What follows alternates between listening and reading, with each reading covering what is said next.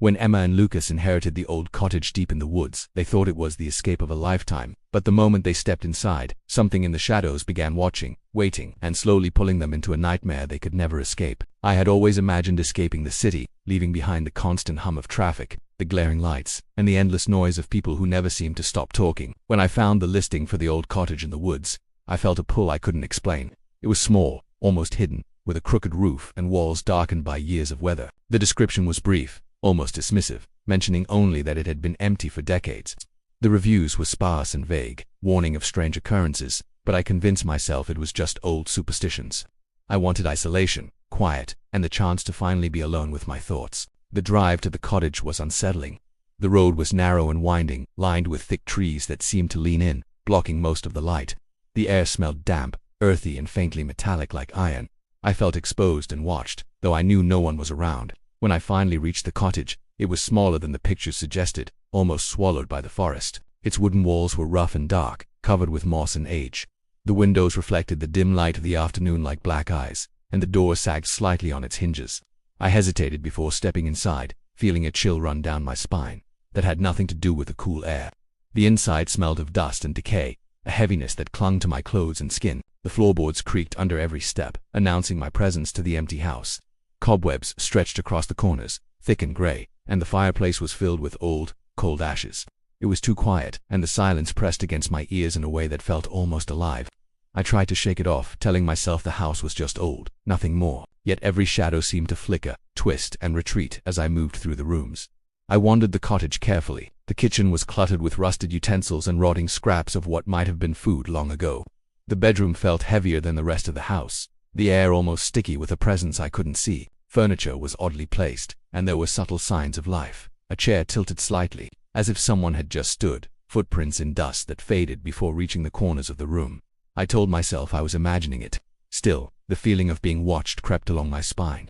Outside, the wind rustled through the trees, rattling the windows. Inside, the house groaned in response, as if it were aware of me, breathing along with my every step. Shadows moved in impossible ways, stretching across walls and floors, forming shapes that vanished when I looked directly. I tried to convince myself it was just tricks of light, tired eyes playing games, but a growing unease settled deep in my chest. As night fell, the cottage seemed to tighten around me. Darkness filled every corner, swallowing the edges of the rooms. I tried to settle on the bed, but the floor beneath creaked with every slight movement, echoing like footsteps of a presence that wasn't mine. I kept thinking I saw movement out of the corner of my eye, a shape, blacker than shadow, retreating when I turned. My heart pounded, and my palms grew clammy, yet I told myself it was just nerves. Then I noticed the mirror. It stood tall, leaning against the wall opposite my bed. At first it seemed ordinary, reflecting my own tense figure staring back. But the longer I stared, the more it changed. A shape moved behind me in the reflection, and when I turned around, nothing was there. The figure grinned, though my face remained frozen in terror. My breath hitched, and my chest tightened as I realized the reflection was alive in a way I was not. It didn't mimic me. It moved independently, its dark eyes locking on mine with intent. A sudden coldness filled the room, sharp and penetrating, as if icy fingers traced my spine. The shadows in the corners grew thicker, stretching toward me with a patience that felt endless. Every instinct screamed to run, yet my body remained rooted to the spot. My mind raced, struggling to reconcile what I was seeing. The reflection leaned closer, tilting its head in a way I could never replicate. Then, without warning, it disappeared. I sank to the floor, trembling. The house groaned once more, almost approvingly, and the wind outside howled. My pulse thundered in my ears as I stared at the mirror, terrified of what might return. Somewhere deep in the walls, a scratching began soft at first, then deliberate, precise, like nails dragged slowly across wood. I pressed my back to the door, heart hammering, realizing with a sinking horror that the house had claimed the night, and the reflection was watching, waiting, grinning, even when I didn't dare look. The morning light did little to ease the weight pressing down on me. The cottage looked harmless in the weak sun, shadows softened and walls slightly warmed by the pale rays. I tried to convince myself that last night had been a combination of fatigue and imagination, that the reflection and the movement in the corners were tricks my mind had played on me. Yet, even as I walked through the rooms, I felt an unnatural heaviness in the air, as if the house were waiting, watching, measuring my fear. I decided to step outside. The forest seemed less welcoming in daylight than I had expected. The trees stood tall and dense, their branches intertwining like skeletal hands. The ground was damp, sticky underfoot, and every step felt like it was absorbing me. The air smelled sharp, metallic, almost rotten in certain patches. I found myself compelled to keep looking over my shoulder, even though I knew no one could be there. There was a silence that pressed against my ears, not the peaceful quiet I had imagined, but a suffocating stillness that made each heartbeat sound deafeningly loud. As I walked, I stumbled across an old well hidden in the overgrowth. Its stones were black with moss and age, and the darkness inside seemed to stretch deeper than it should. I leaned closer, trying to see the bottom, and a chill ran through me. For a fleeting moment, I thought I saw movement, something shifting in the depths, but when I blinked, it was gone. I recoiled, suddenly aware of how alone I truly was, how the forest seemed alive, silently observing, waiting. When I returned to the cottage, I noticed things I hadn't the night before. Small disturbances. A chair slightly out of place, a curtain that hadn't moved before now swaying lightly though no wind touched it. I felt a prickling sensation across the back of my neck and realized I was being followed, though by what, I could not say. My curiosity led me to a small drawer beneath the floorboards in the bedroom. Inside were old journals, brittle with age, the handwriting frantic and uneven. They spoke of voices in the walls, shadows that moved with intention, and a presence that would take your face and leave only an empty shell behind. I laughed nervously, trying to convince myself these were the ramblings of someone long gone, frightened of their own imagination. Yet as I read, I felt the cold air settle over me, heavier, more suffocating than before. The words seemed almost alive, pulsing in my hands, pressing warnings I could not fully ignore. Night returned quickly, darker than the first. The cottage seemed to shift around me, shadows bending unnaturally. The scratching from the walls began again, soft at first, deliberate, circling the room like a predator marking territory. I pressed my hands to the floor, trying to feel some solid reality beneath me, but the house itself felt unsteady, as if breathing with me, constricting with every panicked heartbeat. The mirror caught my eye. My reflection stared back, but something was wrong. The edges flickered, and for a brief instant, the figure behind me moved independently. My breath hitched. The reflection's eyes were darker than my own, hollow, fixed on me with something that went beyond mere imitation. I tried to look away, but my gaze remained locked, mesmerized by the unnatural movement. The figure leaned forward, and though no sound escaped, I felt a whisper crawling inside my mind, unintelligible yet chilling, commanding me to look closer, to see what I could not.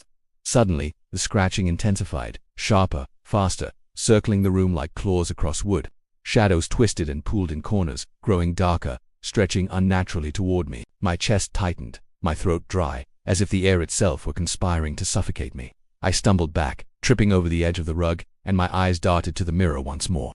The reflection no longer mirrored me. Instead, it showed me lying in bed, wide-eyed, paralyzed with fear. But I wasn't lying in bed. I was standing, trembling, the hairs on my arms raised. The figure grinned slowly, deliberately, and its eyes seemed to burn through mine.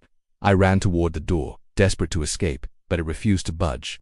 No matter how hard I pushed, the handle would not turn, the door immovable as stone. Windows too, though not locked, seemed sealed by something intangible. The house itself was holding me inside, testing my limits, feeding off my terror. From somewhere deep in the walls came a whisper, soft at first, like a draft. Then it grew louder, more distinct. Stay, stay. It repeated over and over, a chant that burrowed into my mind, a rhythm impossible to resist. The scratching became a roar, and I could feel the shadows moving closer, pressing at the edges of my vision. I fell to my knees, hands shaking, staring at the mirror. My reflection blinked, slowly, deliberately. It smiled, and when I looked down I realized my own hands were trembling, but not from fear alone. They were no longer entirely my own. Sleep had become impossible. Night after night, I stayed awake, watching the cottage shift around me, listening to every creak, groan, and whisper. The shadows had grown bolder, stretching across the walls and floor like living things. I began noticing details that couldn't be explained. Furniture slightly moved, even though I had left it perfectly still. Footprints appearing in the dust only to vanish before I could follow them. Mirrors reflecting things that didn't exist in the room. My own reflection seemed to hesitate now, lagging behind my movements, sometimes showing fragments of places that weren't there at all. I started keeping a journal of what I saw, desperate to make sense of it, to prove to myself that these were real events and not the unraveling of my mind. But the words on the pages were unreliable. When I looked away for a moment and then back, the ink seemed to smear or vanish entirely, leaving only fragments of what I had written. I realized then that the house was watching me even as I wrote, reading my thoughts, reshaping my reality. I felt a presence behind me constantly, a cold weight pressing against my back, making it hard to breathe. The air in the cottage became thicker, almost tangible, pressing against me, slowing my movements. I could hear the faintest whispers in the walls, voices that seemed to echo my own thoughts, repeating them with a sinister cadence. Sometimes the words were almost understandable, warnings, threats, promises I couldn't comprehend but felt instinctively.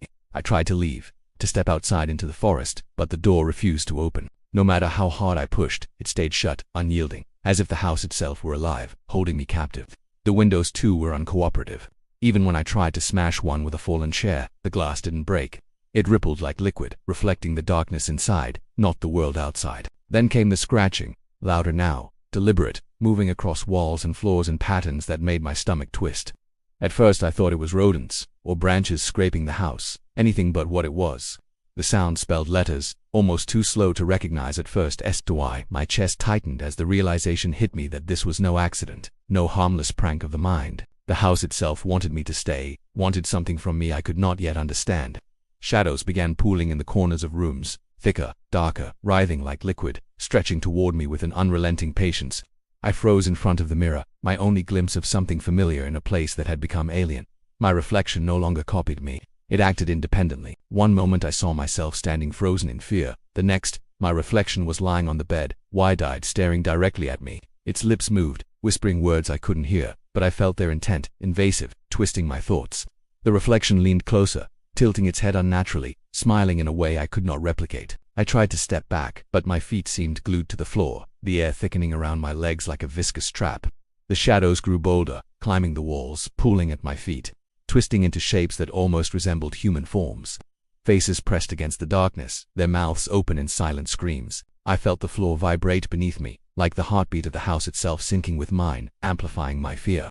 My hands shook uncontrollably, my throat tight, my chest pounding as if I could hear every fiber of the house pulsing in response to my panic. I tried to scream, but no sound escaped. My lips moved, forming words, but the air swallowed them before they could leave my mouth. The mirror rippled, and suddenly I was not looking at myself at all.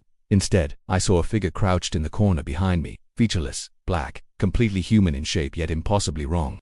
It didn't move quickly, but it didn't need to. The presence alone was enough. My mind screamed at me to run, to escape, but my body refused to obey. I could feel it thinking, probing, pulling at the edges of my consciousness, testing me, understanding me. I realized then that the house and the shadows were connected, a single entity, and I was the intruder, the prey. And then, as if noticing my terror was not enough, my reflection blinked. Not me, not the one who had entered this cursed place, but the figure in the mirror, smiling slowly, with a patience that made my skin crawl. In that instant, I understood that I was not going to leave the cottage alive. Whatever had taken residence here wanted me entirely, body, mind, and soul. The shadows in the corners quivered, reaching toward me with intent, stretching longer, darker and more persistent with every heartbeat. My pulse thundered in my ears as I realized the reflection was no longer just a reflection. It was an invitation, a warning, and a promise of horrors I could not yet fully comprehend. I fell to my knees, trembling, unable to look away from the mirror as the darkness in the corners swelled. The whispers grew louder, and the figure in the reflection grinned wider as if savoring a feast yet to come. By the fourth night, I had lost all sense of time. The cottage seemed to breathe with me, its walls pulsing with every step, every heartbeat. I wandered through the halls like a ghost myself, the air thick and heavy, carrying whispers that slithered into my mind. Each corner I turned revealed shadows that weren't there before, twisting and stretching, forming shapes too dark and unnatural to be real. The mirrors had multiplied, now lining every hallway and room, reflecting not just me, but something else entirely, something patient, watching, waiting. The furniture moved aggressively now, almost as if it had a will of its own. Chairs tilted sharply, tables shifted, and doors slammed shut without warning. I tried to resist, but my body felt sluggish, unwilling to move freely. It was as if the house itself had learned to tether me, to make me a part of it without my permission. I stumbled over a rug that seemed to pulse beneath my feet, and I caught sight of my reflection in a mirror along the hallway. It wasn't just MIT, it was dozens of me, twisted and gaunt, all staring with wide, empty eyes. I recoiled, pressing myself against the wall, trying to force the mirror to show only my reflection, but it refused. I could hear voices now, layered and overlapping, growing louder and clearer with each passing hour. They whispered in languages I couldn't understand, yet the intent was unmistakable. They were not friendly. They were waiting for me to make a mistake, to falter, to surrender. Every time I closed my eyes, I could see them. Shadowy figures pressed against the mirrors, writhing and stretching, their mouths opening and closing in silent screams. In the largest room of the cottage, I found the grand mirror from the first night. It had been the source of all the fear, the window into something beyond understanding. This time it was no longer just a reflection, it was a portal. The darkness inside it swirled and pulsed, revealing glimpses of endless corridors, infinite rooms filled with shadows. I could see dozens of figures standing there, all staring at me, their faces pale, hollow, and desperate. They were waiting, and I knew with a gut-deep certainty that they were waiting for me. I tried to run, but the shadows seemed to respond before I moved. crawling along the floor, wrapping around my ankles, tugging me down. I screamed, but the sound was swallowed instantly, replaced by the whispers that now mocked me, repeating my thoughts, twisting my fears into something tangible. My chest burned, my lungs ached, and I felt the cold creeping up from my feet, crawling over my body, filling every inch of me with dread. Then I saw a figure standing at the end of the hallway, featureless, black, impossibly tall, watching me.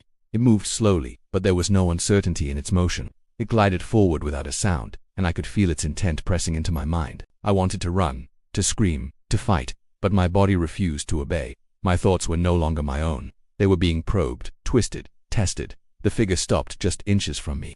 The temperature dropped so suddenly that my breath froze midair. I could feel it inside me, inside my mind, probing, twisting, understanding everything about me. Then it tilted its head toward the mirror. I followed its gaze, and my heart stopped. Dozens of shadows were emerging from the walls, pooling from the corners, converging in the largest room. They were moving with purpose, their eyes fixed on me, reaching out as if to pull me into the darkness.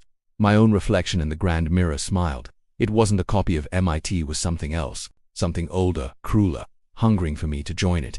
I stumbled backward, heart pounding, and the figure reached toward me. The shadows reacted instantly, flowing across the floor like liquid, surrounding me from every side. I could hear my own thoughts echoed back to me in distorted, mocking whispers. Every instinct screamed to resist, but resistance seemed pointless. As the shadows drew closer, I realized something horrifying. The mirrors were not just portals, they were traps. They were windows into the prison where all those pale, hollow faces had ended up. And now, I was being invited to join them, to become part of the endless, silent throng, trapped behind glass, screaming without sound. The last thing I saw before the darkness enveloped me completely was my own reflection leaning closer, grinning wider, the shadows closing in, and the whispers forming one word that cut through the panic like a knife: forever.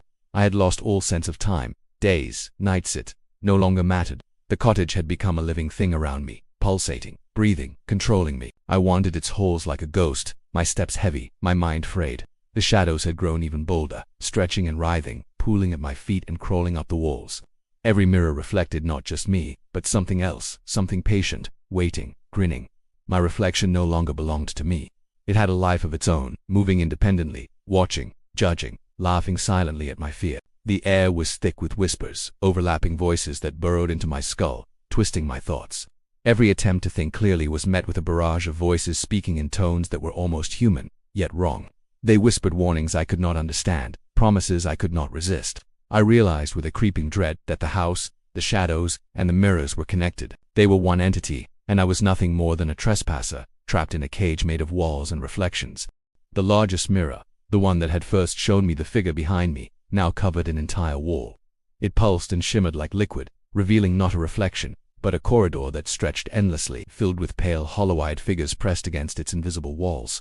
Their mouths opened in silent screams, their eyes wide with fear and despair. They stared directly at me, and I felt a horrifying recognition they were the lost, the trapped, the taken. I moved closer, compelled by a mixture of terror and curiosity. The mirror rippled under my fingertips, cold and slick, yet solid in a way that made no sense. I wanted to step back, to run, but my legs refused to obey.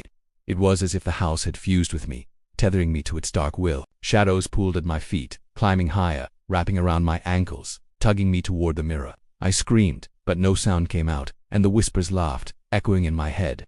Then I saw her, a woman standing in the corridor beyond the glass, pale, hollow-eyed, her expression unnervingly calm.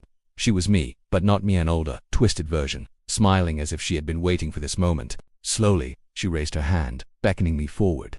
The shadows behind her surged, pressing against the glass, reaching out. My reflection in the mirror leaned closer, grinning in ways that I could not replicate. Every instinct screamed to run, yet I was frozen, caught between fear and the impossible pull of the glass. The walls trembled, the floor shivered beneath me, and the house seemed to inhale, pulling me toward the mirror. I realized then that the whispers were not just sounds, they were invitations, commands, irresistible in their power. The reflection reached for me, stretching impossibly long, dark fingers brushing my skin, sending ice crawling through my veins. The shadows flowed faster now, forming a tide that threatened to sweep me into the endless corridor. I struggled, trying to move, to fight, but my body was no longer fully mine. Every thought was invaded, every breath monitored. The woman in the mirror smiled wider, tilting her head, and I knew with certainty that I was about to join the others. The trapped, the lost, the hollow-eyed, my fate was sealed. Just as the shadows surged to engulf me, the mirror flickered. For a brief, almost imperceptible instant, I saw the cottage as it had once been, quiet and empty, the way it appeared from the outside. Then the reflection was gone. I fell backward into darkness, landing in a cold, endless void. Mirrors surrounded me on all sides, each one showing a different version of myself, screaming silently, trapped forever. The whispers became louder, overwhelming, filling my mind with thoughts I could not escape. And then, I saw a shadow crouched in the corner of one of the mirrors, grinning, waiting. It was not the same as the others. It was aware, intelligent, patient, and it looked at me with hunger. The mirrors rippled, and I felt myself being pulled toward it, my body no longer my own. I wanted to scream, to resist, but the house had already claimed me. The last thought that lingered as darkness consumed me was a terrifying clarity. The cottage was still out there, hidden in the woods, waiting for the next trespasser. It would stand silent, abandoned, harmless to anyone who only looked. But I knew better. I could feel the pull of the mirrors, the hunger of the shadows, and the patient, grinning figure in the corner. And sometimes, when the wind is just right, I see a reflection in a window or a glimpse in a pond. And I know, the cottage is still hungry, and it is still waiting.